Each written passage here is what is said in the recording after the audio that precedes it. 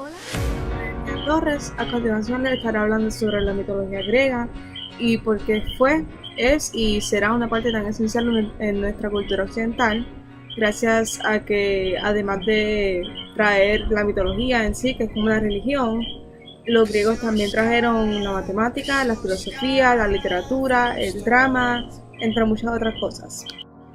Así que, ¿qué es la mitología en sí y cuándo se hizo? Comencemos. La mitología se comenzó a desarrollar en el siglo VIII a.C. y básicamente fue hecha como un tipo de forma para entender y poder contestar todas las preguntas lógicas que tenía el ser humano, como por ejemplo, ¿quién nos creó? ¿Quién es el que controla el mar, los cielos, la tierra, etcétera, etcétera? Así que con ese fin se creó la mitología y por eso es que no hay tan solo un solo dios griego, sino que hay muchos dioses que en conjunto controlan la tierra, el universo. Entonces, ellos pensaban que los dioses se reunían en el Monte Olimpo y que ahí se hacían estas reuniones y se decidían las cosas, ya que, como dije anteriormente, los dioses controlaban las tres grandes fuerzas de la tierra, que son la tierra, el mar y los cielos. Existen más de 100 personajes, diría unos 150 aproximadamente como poco, personajes dioses, titanes, en la mitología griega.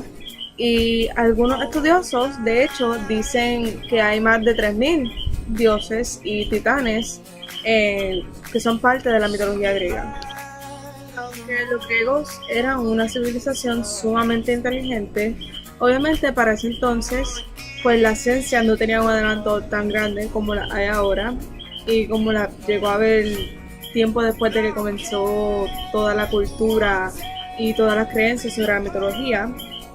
Entonces, al no existir esa ciencia, no se sabía cómo contestar las preguntas, las cuestiones de respuestas en cuanto a la justificación de por qué las cosas existían y cómo era el orden de las cosas. Pero después con el tiempo, pues se fueron creando las ciencias, se fueron desarrollando y así se pudo ir contestando las preguntas que habían poco a poco hasta por fin dejar la mitología como una parte de la historia.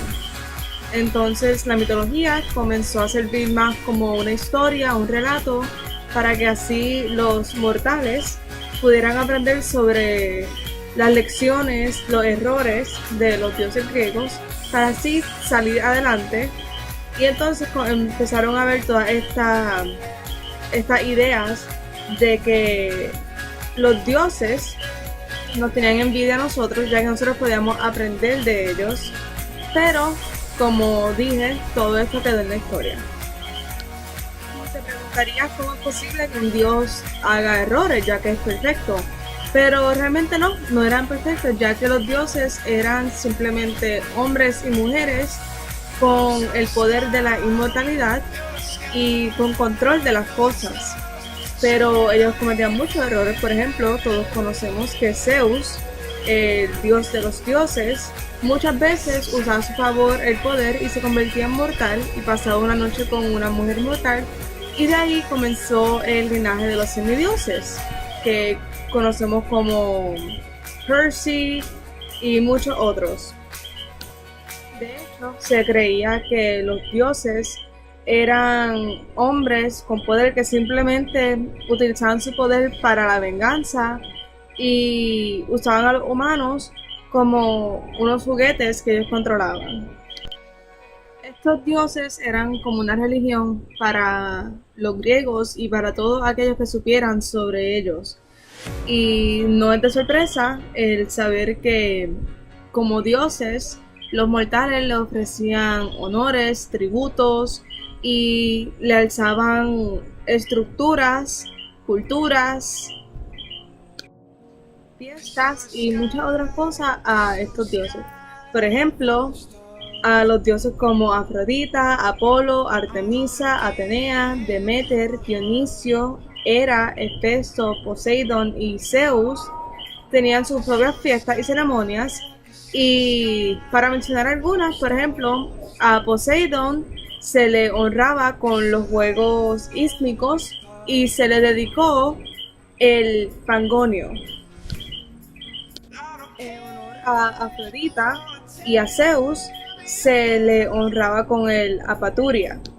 Pero Zeus, siendo obviamente el dios de los dioses, se le reconocía no tan solo con el Apaturia, sino que con las Liceas, las Soterías y los Juegos Olímpicos, que como todos sabemos siguen siendo una parte esencial de nuestra cultura hoy en día, ya que cada 4 años jugadores profesionales, atletas de alrededor del mundo compiten. Obviamente no es como antes, que había juegos que era hasta la muerte, pero se sigue haciendo ya que es una forma de unir al mundo en sí. Como dije anteriormente, se conoce mucho sobre los dioses, pero no se habla mucho sobre los titanes y las titánides, que eran los padres o los originarios de la mitología en sí. Hay un total de 12 titanes y titánides, 6 hombres y 6 mujeres. En estos 6 hombres encontramos a Océano, Ceo, Crío, Hiperión, Japeto y Cronos, mientras que en las mujeres encontramos a Febe, Anemosne, Rea, Temis, Tetis y Tea. Como dije, se le conocían como los antiguos dioses y se cree que por mucho tiempo, mucho antes de que llegase su Zeus, ellos regían al universo y lo controlaban.